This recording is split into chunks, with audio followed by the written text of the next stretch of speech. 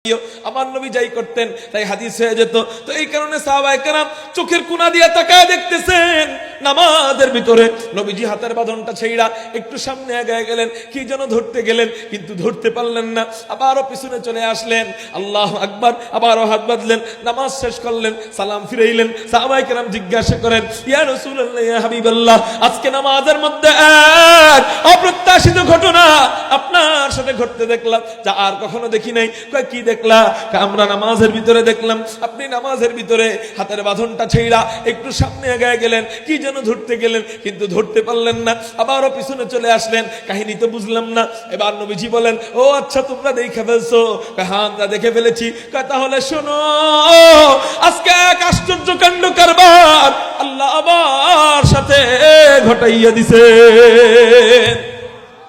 কয় কি আশ্চর্য কাণ্ড কারবার? বলে আমি যখন নামাজ পড়াইতেছিলাম আমি তখন দেখতে পাইলাম হযরতে জিবরাইল আল্লাহ পাকের আদেশে পুরা জান্নাতটা হাতের মধ্যে নিয়া আমার নামাজের সামনে আইনা রাইখা দিছে। হযরতে জিবরাইল পুরা জান্নাতটা হাতের মধ্যে নিয়া আমার নামাজের সামনে আইনা রাইখা দিছে। আমি নামাজে দাঁড়াইয়া দাঁড়াইয়া জান্নাতের নাজ নেয়ামতগুলা দেখতেছিলাম। এর মধ্যে আমি দেখতে পাইলাম, ওহো কেমন নবীন নবী আল্লাহ আমাদেরকে দান করছেন। অন্যান্য নবীরা আল্লাহরে বলে, আল্লাহ জান্নাতটা ইন্তেকালের পরে তো দেখবই, ইন্তেকালের আগে একটু জান্নাত দেখতে চাই। আল্লাহ বলে, লান তারা, এখনো দেখার সুযোগ আমি মাওলা দেই নাই, এখনো তোমাদের ওই চোখ আমি মাওলা দেই নাই, তোমরা দেখতে পারবা না। এদিকে অন্যান্য নবীদেরকে আল্লাহ ফিরাইয়া দেয়, আর আমাদের নবীজি দোয়া করেন, আল্লাহুম্মা ইন্নী আসআলুকাল জান্নাহ, আল্লাহুম্মা ইন্নী আসআলুকা রিদাকা ওয়া জান্নাতাল ফিরদাউস। ফাঁকে একটা কথা বইলা রাখি, যদি কোনো ব্যক্তি সকাল বিকাল মাত্র 3 বার বলে আল্লাহ তো আল্লাহ জান্নাত চাই, বলেন আল্লাহ জান্নাত চাই, আল্লাহ জান্নাত চাই, আল্লাহ জান্নাত চাই। আরবিতে যদি বলতে পারেন আল্লাহুম্মা ইন্নী আসআলুকাল জান্নাহ, আল্লাহুম্মা ইন্নী আসআলুকাল জান্নাহ, আল্লাহুম্মা ইন্নী আসআলুকাল জান্নাহ। কয় সেকেন্ড গেল? 3 থেকে 5 সেকেন্ড গেছে।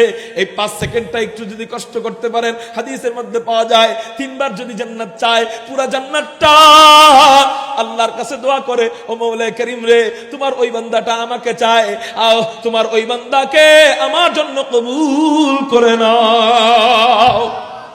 আর যদি 3 বার বলে আল্লাহ জাহান্নাম থেকে মুক্তি চাই, আল্লাহ জাহান্নাম থেকে মুক্তি চাই, আল্লাহ জাহান্নাম থেকে মুক্তি চাই। আপনি যদি আরবিতে বলতে পারেন আল্লাহুম্মা ইন্নী আউযু বিকা মিনান নার, অথবা আল্লাহুম্মা আজিরনি মিনান নার।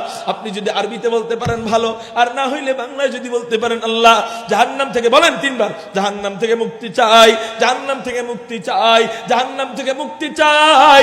এই 4 সেকেন্ড 5 সেকেন্ডে আপনি জাহান্নামকে দিয়ে কথা বলাইতে পারবেন। 5 সেকেন্ডে বলার সাথে সাথে পুরো জাহান্নামটা কথা বইলা আল্লাহর কাছে বলতে থাকে, ফরিয়াদ করতে থাকে, ও মওলা করিম রে, তোমার অমুক বান্দা আমার থেকে বাঁচতে চায়, তুমি ওই বান্দাকে আমার থেকে বাঁচাইয়া দিও। মেরে মুহতারাম ভাই, এই ছোট্ট একটা আমল আমরা করব কারা কারা প্রতিদিন? আল্লাহু আকবার বলে 2টা হাত আল্লাহকে দেখাই। রাজি আছেন ইনশাআল্লাহ? হাত নামান। আল্লাহ যেন আমাদেরকে মনে রাখান, আল্লাহ যেন আমাদেরকে মনে রাখান। কারণ ওয়াজে বই এত কত ওয়াদাই দেই, বাইক গেলে শেষ, যেই লাও সেই কদু। আল্লাহ যেন আমাদেরকে মনে রাখান। একটা টাইম বানায় নিবেন যে কমপক্ষে আমি 3 বার আল্লাহর কাছে জান্নাত চাইবো, জাহান্নাম থেকে মুক্তি চাইবো। ও মেরে মুহতারাম ভাইও, তো নবীজি বলেন, অন্যান্য নবীরা বলেন আল্লাহ ইন্তেকালের পরে তো জান্নাত দেখবই, ইন্তেকালের আগে একটু জান্নাত দেখতে চাই। আল্লাহ ফিরায় দেয়, কিন্তু আমাদের নবীজি জান্নাত দেখতে চায়। আল্লাহ বলে, ও জিবরাইল রে, আমার রাসূল জান্নাত দেখতে চাইছে। তো জিবরাইল এমন একটা ভাব ধরে, আল্লাহ নবীকে জান্নাতে নিয়ে আসবো। আল্লাহ বলে, না না না, নবীর জান্নাতে নিয়ে আসবি না, এটা পরের ব্যাপার। আমার রাসূল জান্নাত দেখতে চাইছে, আমার রাসূলের আজমত এত বাড়াইছি, এত বাড়াইছি, এত বাড়াইছি। আমার রাসূল যেখানে থাকবে পুরা জান্নাতটা তোর হাতের মধ্যে নিয়ে আমার রাসূলের সামনে নাই, সামনে হাজির হয়ে যাবি। এবার নবীজি নামাজে দাঁড়িয়ে থাকে, হযরতে জিবরাইল পুরা জান্নাতটাকে উঁচা কইরা হাতের মধ্যে নিয়া নবীজির নামাজের সামনে আইনা রাইখা দেয়। নবীজি বলেন, আমি নামাজের মধ্যে দাঁড়িয়ে দাঁড়িয়ে জান্নাতের নাজ নেয়ামতগুলো দেখতেছিলাম। এর মধ্যে আমি দেখতে পাইলাম জান্নাতের ফল আনা হয়, জান্নাতের বেদানা আনা হয়, জান্নাতের আনার আনা হয়, জান্নাতের আঙ্গুর ফল আনা হয়, কয়েক ধরনের ফল আনা হয়। এর মধ্যে একটা ফল জান্নাতি আঙ্গুর ফল। কি ফল বলেন না? জান্নাতি আঙ্গুর ফল, আঙ্গুর ফলের একটা থোড়া আমার সামনে আনা হয়। আপনারা থোড়া বলেন না, ছোড়া বলেন না, ঝুপ্পা বলেন, আপনারাই জানেন, বুঝা নিয়েন। তো আঙ্গুর ফলের একটা থোড়া আমার সামনে আনা হয়। আমি নবী, জান্নাতের আঙ্গুর ফল বলে কথা, আমি আর নিজেকে সামলাইতে পারলাম না। ও যুবকরা, শুক্রবারে তো জিলাপির লোভী সামলাইতে পারো না, জুতা পর্যন্ত হারায় যায়, ওই জিলাপি ধরতে যায় জুতা পর্যন্ত ছিঁড়ে যায়। নবীজির সামনে জান্নাতি আঙ্গুর ফল আসছে, নবীজি নিজেকে সামলাইতে পারে না। নবীজি বলেন, আমি নামাজের ভিতরে জান্নাতের ওই আঙ্গুর ফল ধরতে গেছিলাম। এটা কিন্তু বানানো কোনো কল্প কাহিনী না, নাসাই শরীফের 1493 নম্বর হাদিসের মধ্যে আপনারা পেয়ে যাবেন। নবীজি এবার বলেন, ও সাহাবীরা, তোমরা যে দেখছো আমি নামাজের ভিতরে হাতের বাঁধনটা ছাইরা একটু সামনে আগায় গেছি, কি যেন ধরতে গেছি, কিন্তু ধরতে পারি নাই। ওটা আমি জান্নাতি আঙ্গুর ফল ধরতে গেছিলাম। সাহাবায়ে কেরাম বলেন, ইয়া রাসূলুল্লাহ, ইয়া হাবিবাল্লাহ, এটা কি করলেন? তাই কি করলাম? বলে, জান্নাতের আঙ্গুর ফল ধরতে গেছিলেন তো ধরলেন না কেন? সুবহানাল্লাহ বলবেন না?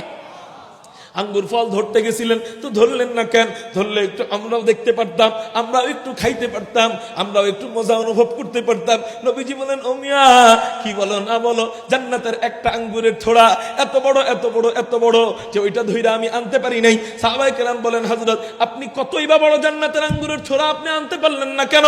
নবীজি বলে, শোনো শোনো শোনো, জান্নাতের একটা আঙ্গুরের থোড়া কত বড়, আমি যদি জান্নাতের একটা আঙ্গুরের থোড়া আনতাম, আমি থেকে নিয়ে কিয়ামত পর্যন্ত সমস্ত পুরুষরা, সমস্ত নারীরা, সমস্ত উম্মতেরা, আমি সহ সমস্ত উম্মতেরা জান্নাতের আঙ্গুরের থোড়া থেকে আঙ্গুর খাইতো, তারপরও জান্নাতের একটা আঙ্গুরের থোড়া শেষ হতো না। লা দিদ্দা ওয়ালা নিদ্দা ওয়ালা হাদ্দালি মাওলা, লা দিদ্দা ওয়ালা নিদ্দা ওয়ালা হাদ্দালি মাওলা, লা কুফওয়া ওয়ালা বিলদা ওয়ালা আম্মা ওয়াকালা। বলেন না আল্লাহু আকবার। তাহলে আমরা এই হাদিস থেকে কি জানতে পারলাম? জান্নাতি আঙ্গুর ফল আর দুনিয়ার আঙ্গুর ফল আকাশ পাতালও যদি পার্থক্য করি, ভুল হবে না সঠিক হবে? ভুল হবে। হেরে মহতারাম ভাই, তাহলে এখান থেকে আমরা বুঝলাম জান্নাতি খাবার আর দুনিয়ার খাবার এক। এখান থেকে আমরা এটাও বুঝলাম জান্নাতি মাছের কলিজা আর দুনিয়ার মাছের কলিজা এক নয়। সুবহানাল্লাহ।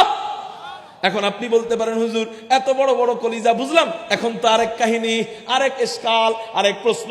আগে তো মনে করছি পেট বড় কলিজা ছোট, এখন তো খাবারের জান্নাতের যে আঙ্গুরের উদাহরণ দিলেন, এটা দিয়ে তো বুঝলাম যে জান্নাতের কলিজা বড়, পেট তো মনে হয় ছোট। হুজুর এত বড় বড় খাবার, এত বড় বড় কলিজা, এগুলা খাওয়ার মতো তো আমাদের যোগ্যতার দরকার, শক্তির দরকার। খাওয়ার জন্য শক্তির দরকার আছে নাকি নাই? জোয়ান মানুষ যা পারে, বুড়া মানুষ কি তা পারবে নি? খাওয়ার জন্য শক্তির দরকার। ইফতারির আগে চিন্তা করি, বাবা আজকে যা রাঁধছে, মা আজকে যা রাঁধছে সব খাবো, মেয়ে আজকে যা রাঁধছে সব খাবো, ওই বিবি আজকে যা রাঁধছে সব খাবো। কিন্তু আল্লাহু আকবার, খাইতে বসে 40 পদের আইটেম, একটা একটা করে খাওয়া আরম্ভ করে, 3টা মাত্র খেজুর খায়, 1 গ্লাস পানি খায়, ওর বেড়াগিরি শেষ। ঠিক না ঠিক? ওর পেট বেড়ে যায়। আর তারপরে যা খায় এটা অতিরিক্ত। অতিরিক্ত যদি নাই হইতো তাহলে মাগরিবের পরে পেটটা 6 মাইসা বানায় আচিত পড়াগায় হইয়া থাকে। ঠিক না ঠিক? এটা কেন? অন্য সময় তো এত শুয়ে থাকে না, তো মাগরিবের পরে তখন শুয়ে থাকে কেন? বলে খাবার বেশি হয়ে গেছে। ওই 3টা খেজুরই যথেষ্ট ছিল। তাহলে আমাদের শক্তি কেমন খাবার? ওই 3 খেজুর আর 1 গ্লাস পানি, আমাদের বেড়াগিরি শেষ। তো হুজুর এই খাবার নিয়ে আনি আমরা জান্নাতে খাইতে পারবো? জান্নাতে পাখি উড়ে যেতেছে, এই বেটা ময়ানের মাঝখানে বয়া খাইবা, জান্নাতে খাওয়ান পাইবা না। আপনারা আমার দিকে তাকান, ও মেয়ের মহাদার, স্কুলে স্যারে অঙ্ক করাইতেছে, আপনি কি বসে বসে বাদাম চাপাইতে পারতেন? তাহলে স্কুলের ক্লাসের চেয়ে এটা কোনো দিক দিয়ে কম না আরো বেশি? বেশি নাই ক্লাস? এই জন্য কখনোই কোনো মজলিসে আমরা যে মজলিসে যাওয়ার পরে আমরা কয়েকটা কাজ করে ফেলবো, সাথে সাথে যাওয়ার সময় আমরা পিছনে পিছনে বসবো না, আমি সবার সামনে বসার চেষ্টা করব। ঠিক আছে? সবার সামনে যায় বসবো, আমার সামনে যেন ফাঁকা না থাকে। এবং আরো 10 জনকে ডাক দিব যে আসেন, আপনি গেলে আমি যাবো, আসেন তাড়াতাড়ি, সামনে নিয়ে বসাইব। 2 নাম্বার, পান যদি চাবাইতে থাকেন ফালাই থিয়াইবেন, হাতে বাদাম থাকলে পকেটে রাখবেন। ঠিক আছে? 3 নাম্বার, বসবেন তো নামাজের শুরুতে বসবেন। 4 নাম্বার, কথা যা শুনবেন, সুর থাকুক চাই না থাকুক, বক্তার সুর থাকুক চাই না থাকুক, কথা যা শুনবেন এগুলা আমল করার চেষ্টা করবেন, আমলের নিয়তে শুনবেন।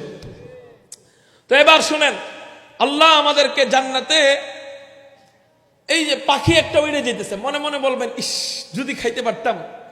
সাথে সাথে পাখিটা ভুনা হয়া তিনটা জিনিস, প্লেট, পাখি, দস্তরখান, এই তিনটা আপনার সামনে এসে যাবে। এবার পাখি খাবেন, খাওয়ার পরে হাড্ডি নিচে রাখবেন, হাড্ডি আবার পাখি হয়ে উড়াল দিবে। বিজ্ঞান আগে কি বলতো জানেন? বিজ্ঞান বলতো হুজুর এই গাঁজাখড়ি কথা পায় করছে গা, নবীজি এই সমস্ত গাঁজাখড়ি সংবাদ পাইছে করছে গা। কি কথা? নাউজুবিল্লাহ। কয় কি এই যে মনে মনে বলে, এখান থেকে আবার পাখির কাছে এই মনের কথা যায় কেমনে, ওইটা আবার অ্যাটাক করে কেমনে, এবং পাখি আবার ভুনা হয় কেমনে। বিজ্ঞান এখন আবিষ্কার করছে রিমোটের চুলা। চুলা ওখানে থাকে, এখানে বৈশা বৈশা, মোবাইলেও নাকি সফটওয়্যার ওই চুলার সাথে ম্যাচিং করা যায়, এখানে বৈশা বৈশা রান্ধে, দূরে বৈশা বৈশা রাঁধতে থাকে। এখান থেকে চুলা সেটিং করে, ওখানে চুলার কাজ চলতে থাকে, ওখানে চুলা গরম হয় আবার ঠান্ডা হয়, আবার যদি লাড়া দিতে হয় সব রিমোট কন্ট্রোলে। রিমোট দিয়ে যদি চুলা কন্ট্রোল করা যায়, রিমোট দিয়ে যদি এসি কন্ট্রোল করা যায়, রিমোট দিয়ে যদি পাখা কন্ট্রোল করা যায়, রিমোট দিয়ে যদি হাজার হাজার হাত উপরে, ফুট উপরে স্যাটেলাইট এটা কন্ট্রোল করা যায়, তো এই বুদ্ধি, যেই বুদ্ধি দিয়ে তুই এই রিমোট বানাইছস, এই বুদ্ধি দিছে আল্লাহ। এই রিমোটের ইঞ্জিনিয়ার তুই, আল্লাহ তোরে বুদ্ধি দিছে। তো আল্লাহর দেওয়া বুদ্ধি দিয়ে যদি তুই এত বড় ইঞ্জিনিয়ার হইতে পারস, জান্নাতে কোনো আর ইঞ্জিনিয়ার থাকবে না, ইঞ্জিনিয়ার স্বয়ং আল্লাহ নিজে। তো আল্লাহ কি পারবেন না এই মনের রিমোট তৈরি করতে? মনে মনে খালি বলবে, সাথে সাথে পাখি ভুনা হয়ে প্লেট এবং দস্তরখান, এবং আপনার পাখি আপনার সামনে আসবে। পাখি খাবেন, খাওয়ার পরে হাড্ডি নিচে রাখবেন, হাড্ডি আবার পাখি হয়ে উড়াল দিবে। এবার প্লেট, এবার কি প্লেটটা চাপাইতে নিবেন, দেখবেন কি প্লেট থেকেও খাবারের ঘেরান আসে, একটু কামড় দিয়ে দেখি, কামড় দেওয়ার পরে দেখবেন কি প্লেট থেকেও 70 রকমের বেশি স্বাদ। এবার আপনি প্লেট সুইট দেখে ফেলবেন। আমি যখন এটা পড়ছি তখন কই কিরে ভাই প্লেট খায় কেমনে, যাক জান্নাতে যায় দেখমু। পরে দুনিয়াতে আল্লাহ দেখাইছে কেমনে জানেন? ওই পোলাপানা একটা আইসক্রিম খায়, কোন আইসক্রিম, ভিতরেরটাও খায় উপরের শক্তটাও খায়, প্লেটের সিস্টেমের ওইটাও খায়, ঠিক না ভাই? ঠিক। এটা আর কি কসুর সুন্দর, ওইটা আরো বেশি সুন্দর, প্লেটও খায় ভিতরেরটাও খায়। এবার রয়েছে হইলো দস্তরখান। এই দস্তরখানটা চাপাইতে নিবে যে এটা তো অন্তত খাওয়ার জিনিস না, দুনিয়াতে জীবনে খাই নাই, বরং ঘৃণা করছি, দূরে দূরে রাখছি, তো এটা তো খাওয়ার জিনিসটা চাপাই রাখি। চাপাইতে রাখবে, দেখবে কি আরে বাবারে বাবা রুটির মতো তুল তুল তুল তুল তুল তুল করতেছে। আল্লাহ এটা কি বুঝলাম না। আল্লাহ কয় এটা রুটি, তো বুঝলাম আল্লাহ রুটি। আল্লাহ তুমি এটা বানাইছো কি দিয়া? আল্লাহ কইবে আমার বান্দারা, তোরা আমার যেই জমিনের মধ্যে আমার সিজদা দিতি, যেই জমিনে আমার কোরআন তেলাওয়াত করতি, ওই জমিন তো অনেক দামি, অনেক দামি। কোরআন তেলাওয়াত, কোরআনের সাথে যেই জিনিস মিশে যায় ওই জিনিস অনেক দামি হয়ে যায়। একটা কাপড়ের কোনো দাম নাই, এই কসুর কাপড়ের কি দাম, এই পায়জামার ভিতরের কাপড়ের কি দাম, আমাদের এই লজ্জা স্থানের সাথে পায়জামা লেগে থাকে, এই কসুর কাপড়ের কোনো দাম নাই। কিন্তু কাপড় দিয়া গিলাফ বানায় কোরআনের, ওই গিলাফটা যদি নিচে পড়ে থাকে সাথে সাথে মানুষ উঠায় চুমু খাওয়া শুরু করে দেয়। কাঠের কি দাম? কাঠে আমি পাড়া দিয়ে রাখছি, কাঠের কোনো দাম নাই। কিন্তু এই কাঠ দিয়ে যদি একটা রেহাল কোরআনের জন্য বানায়, সাথে সাথে এই রেহালটা, তক্তাটা নিচে পড়ে থাকলে চুমু দেওয়া আরম্ভ করে। রাতের আলাদা কোনো দাম নাই, কিন্তু কোরআন যেই রাতে নাজিল হয় ওই রাত কত দামি হয়ে যায়। বলে লাইলাতুল কদরি খায়রুম মিন আলফি শাহর, হাজার মাসের চেয়ে উত্তম হয়ে যায়। মাসের আলাদা কোনো দাম নাই। মাস যেই মাসে কোরআন নাজিল হয়, বলে ওই মাসে কত সওয়াব হয়। বলে প্রতি ফরজে ফরজে আল্লাহ 70 বার ফরজ নামাজ পড়ার সওয়াব দিয়ে দেয়। রমজানুল মুবারকের দাম বাড়ায় দেয়। মানে এলাকার আলাদা কোনো দাম নাই। এই যে হোমনা এলাকায় নামাজ পড়লে বেশি সওয়াব পাওয়া যাবে, বলে যেই সওয়াব পাওয়ার কথা সেই সওয়াবই পাওয়া যাবে। তিতাস এলাকায় নামাজ পড়লে একই সওয়াব পাওয়া যায়, হোমনা এলাকায় নামাজ পড়লে একই সওয়াব পাওয়া যায়। কিন্তু মক্কায় কোরআন নাজিল হয় আর মদিনায় কোরআন নাজিল হয়। বলে মক্কায় নামাজ পড়ো 1 লাখ রাকাতের সওয়াব, মদিনায় নামাজ পড়ো 50,000 রাকাতের সওয়াব আল্লাহ কোরআনের বরকতে দিয়ে দেয়। শুধু তাই না, শুধু তাই না, কোরআনের সাথে যারা মিশে, কোরআনের হাফেজ যারা হয়, তাদের পায়ের নিচে আল্লাহ ফেরেশতাদের সবচেয়ে দামি পাখাগুলা, এর চেয়ে দামি আল্লাহ এবং রাসূলের পরে এর চেয়ে কোনো দামি ধাতু নাই, এর চেয়ে দামি কোনো জিনিস নাই। আল্লাহর সৃষ্টি ধাতু, এই ধাতু ফেরেশতাদের পরে এর চেয়ে কোনো সৃষ্টি, এর চেয়ে দামি কোনো জিনিস এই আসমান এবং জমিনের মাঝখানে আর নাই। সেটা কি? সেটা হলো ফেরেশতাদের পাখা, যেটা আসমান জমিন থেকেও দামি। বলে একজন হাফেজে কোরআন, কোরআনের সাথে মিশার কারণে তার পায়ের নিচে আল্লাহ ফেরেশতাদের পাখাগুলা বিছাইয়া দেয়। বলে তুই কোরআনের সাথে মিশতে পারস নাই, কোরআন তুই নিজে হাফেজ হইতে পারস নাই, তুই একটা সন্তান হাফেজ বানা, তোরে কেমন দামি বানাবো। তোর মাথায় হাসরের ময়দানে নূরের টুপি পরায় দিব, তোরে জান্নাতে না নিয়ে তোর পোলাটায় জান্নাতে ঢুকবো না। 10 জনকে নিয়ে জান্নাতে ঢুকবে। এবার ভাই এই মাঝখানে একটা ওয়াদা দিয়া দিই, কমপক্ষে একজন সন্তান। কয়জন? আল্লাহ তো একজন নাও দিতে পারতো, ঠিক না বে ঠিক? আল্লাহ দিছে। আল্লাহ তো মায়ের পেট থেকেই অনেকের নিয়ে যায়। তা আল্লাহ আমার সন্তান যদি যে কয়টাই দেখ, সবাইরে তো কোরআন শিখাবো, এটা তো বাধ্যতামূলক, কিন্তু পারলে সবাইকে হাফেজ বানাবো, না পারলে কমপক্ষে একজনকে আমি হাফেজ বানাবো। কারা কারা ওয়াদা দিতে রাজি? আল্লাহ আকবার বলে দুইটা হাত আল্লাহকে দেখে রাজি আছে ইনশাআল্লাহ? মুরব্বীরা হাত উঠাইবেন নাতিনাত কুরের উদ্দেশ্যে। রাজি আছেন ইনশাআল্লাহ? আল্লাহ তুমি কবুল করো বলি আমিন। আলহামদুলিল্লাহ। আল্লাহ আপনার মাথায় নূরের টুপি পড়াবে, ওই নূরের টুপি সূর্যের চেয়েও বেশি আলো। সূর্যের আলোর কাছে তো যাইতে পারি না, কিন্তু ওই নূরের টুপির আলোর কাছে যত যাবে তত মজা বাড়বে। সুবহানাল্লাহ বলেন। এবার শুনেন, আল্লাহ বলবে তোরা যেই জমিনে আমার কোরআন জিন্দা করছস, কোরআন তেলাওয়াত করছস, ওই জমিনটাও তো দামি বানায় দিছি। ওই জমিনকে আমি আল্লাহ ফালায়া দেই নাই। তোরা জান্নাতে ঢুকার পরে আমি আল্লাহ ওই জমিনটাকে খামিরা বানাইয়া ওখান থেকে রস বের করছি। এক আমের স্বাদ আসে কোথার থেকে? কাঁঠালের স্বাদ আসে কোথার থেকে? জমিন থেকে। আমের স্বাদ, আগের স্বাদ, লেবুর স্বাদ, নাশপাতির স্বাদ, বেদানার স্বাদ, আঙ্গুরের স্বাদ, দুধের স্বাদ, মধুর স্বাদ, সব আসে কোথার থেকে? স্বাদ জমিন থেকে। তো আমি আল্লাহ এবার এই সব স্বাদকে একত্রিত করলে কেমন মজা লাগবে। এবার আমি আল্লাহ তোরা জান্নাতে ঢোকার পর সব স্বাদকে একত্রিত কইরা ওটা দিয়ে আমি আল্লাহ রুটি বানাইছি, ওই রুটি দিয়ে আমি আল্লাহ তোদের সামনে পেশ করছি। তাহলে আল্লাহ জমিন দিয়ে রুটি বানাইবেন, সব স্বাদকে একত্রিত কইরা আল্লাহ রুটি বানাবেন। এবার ওই রুটি আল্লাহ আমাদের সামনে পেশ করবেন। এবার একটু আমার দিকে তাকান, এবার একটু চিন্তা করেন, এক আম যদি এত মজা হয়, এক কাঁঠাল যদি এত মজা হয়, এক আপেল যদি এত মজা হয়, এক নাশপাতি যদি এত মজা হয়, এক মালটা যদি এত মজা হয়, এক মধু যদি এত মজা হয়, সব স্বাদ একত্রিত করার পরে ওই রুটি কেমন মজা হবে। ওই মজাদার রুটি যদি খাইতে চাই, এই মুখ দিয়ে সুদি কারবারের টাকা ঢুকানো যাবে, চুরির মাল ঢুকানো যাবে, ঘুষের মাল ঢুকানো যাবে। আল্লাহ ওখান দিয়ে ওই মাল ঢুকাইবে না। কয়েকটা দিন কষ্ট করেন, হইয়াই তো বুড়া তো হয়েই গেছেন, এবার তওবা করে কয়েকটা দিন কষ্ট করেন। মিয়া, যে আল্লাহ আপনাকে মায়ের পেটের মধ্যে খাওয়াইতে পারে, ওই আল্লাহ আপনার বড় হওয়ার পরে আল্লাহ বইলা ডাক দিলে কেন খাওয়াইবো না বলেন? শুধু বিশ্বাস। আল্লাহ হাদিসে কুদসিতে নবীজির মাধ্যমে জানায় দেয়, বান্দা আমার উপর যেমন ধারণা করে আমি আল্লাহ ওই বান্দাকে ওইভাবেই চালাই। তো তুমি ধারণা করো সুদি কারবার ছাড়া আমার এই মাস চলবো না, আল্লাহ কয় তা আসলেই সুদ ছাড়া তুই এই মাসে না খায় মরবি। তুমি চিন্তা করো, আমার মনে হয় হারাম মাল ছাড়া, চুরি ছাড়া মনে হয় এই দিনটা চলবে না, আল্লাহ কয় তোরে আসলে এই দিনটা আমি চুরি ছাড়া না খাওয়াই রাখো। আর যদি তুমি চিন্তা করো আল্লাহ যেমনে চালায় আলহামদুলিল্লাহ, আমি হালাল রুজি রোজগার করার চেষ্টা করব, আল্লাহ চুরি করে যে কয় টাকা পাইতা হালাল রুজিতে আল্লাহ সেই কয় টাকাই দিয়ে দিবে। কিন্তু খালি বিশ্বাসটা আমাদের পরিবর্তন করতে হবে, আল্লাহর প্রতি ভরসা করব, আল্লাহ দিয়ে দিবে। তো ওই মাল যদি খাইতে চাই, আমাদের হারাম মাল ঢুকানো যাবে না। তো এবার জান্নাতের মধ্যে আপনি যাবেন, আমার পরে হযরতকে নিয়ে আসেন। জান্নাতের মধ্যে যাওয়ার পর বিভিন্ন ধরনের খাবার, আপনারা যে কতবার সুবহানাল্লাহ বলছেন না? সুবহানাল্লাহ বলার সাথে সাথে আল্লাহ জান্নাতে বিশাল বড় একটা গাছ দিয়ে দিছে। কত বড় গাছ? বলে ওই গাছের দূরত্ব হলো, দ্রুতগামী যানবাহন দৌড়াইলেও 500 বছর দৌড়াবে, তারপরেও গাছের ছায়াও শেষ হবে না। ওয়াদুল্লিলাত কুতুফুহা তাজলিলা। আল্লাহ ওই গাছ, এত বড় বড় গাছ, 500 বছরের এত লম্বা গাছ, তো এত বড় গাছ, ফল একটা ঝুলে থাকবে বড়। আপনি আল্লাহর কইবেন আল্লাহ ওটা খামু কেমনে এত উপরে? আল্লাহ কোরআনের মধ্যে বলেন ওয়াদুল্লিলাত কুতুফুহা তাজলিলা, ওই ফলগুলা ঝুইকা তোমার হাতের নাগালে তোমার অধীনে আইসা যাবে, একেবারে তোমার কাছে আইসা যাবে, তুমি ধরে ধরে খাইতে থাকবা। সুবহানাল্লাহ বলেন। আল্লাহু আকবার। তো বলতেছিলাম এই সুবহানাল্লাহ বলার কারণে কি হয়, আরেকটা কথা ভাগে বইলা দিই। সুবহানাল্লাহ একবার বলার সাথে সাথে 3 দুনিয়ার সমান সম্পত্তি আমাদেরকে আল্লাহ দিয়া দেয়। কয় দুনিয়ার সমান সম্পত্তি? 3 দুনিয়ার সমান সম্পত্তি। সুবহানাল্লাহ বলার সাথে সাথে আসমান জমিনের মাঝখানের খালি জায়গা আল্লাহ নেকি দ্বারা পরিপূর্ণ করে দেয়। কয় দুনিয়া পাইলাম? 1 দুনিয়া। কয় দুনিয়া? 1। আসমান জমিনের মাঝখানের খালি জায়গা কয়শো বছরের? আবু দাউদ শরীফের হাদিস, আবু হুরায়রা রাদিয়াল্লাহু তাআলা আনহু থেকে বর্ণিত, আসমান জমিনের মাঝখানের খালি জায়গা হলো 500 বছরের।